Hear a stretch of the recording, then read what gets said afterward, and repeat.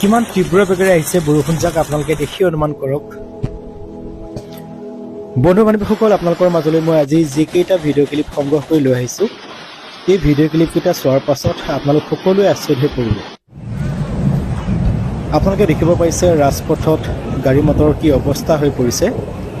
এয়া হৈছে ডুবাই চহৰৰ ৰাস্তা ঘাট।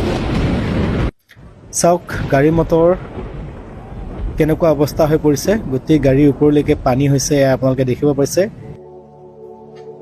মঙলবাৰৰ দিনা যি ভয়ংকৰ বৰষুণ হৈছিলে, প্ৰকৃতিয়ে যি ভয়ংকৰ ৰূপ ধাৰণ কৰিছিলে, সেই ভয়ংকৰ ৰূপত এই অৱস্থা আপোনালোকে দেখিব পাইছে। গাড়ী মটৰৰ কি অৱস্থা হৈ পৰিছে। মই আপোনালোকৰ মাজলৈ সংগ্ৰহ কৰি লৈ আহিছোঁ দৃশ্যসমূহ। আপোনালোকে দেখিব পাৰিছে কেনেকুৱা এটা ভয়ংকৰ ৰূপ ধাৰণ কৰিছিলে প্ৰকৃতিয়ে। পানী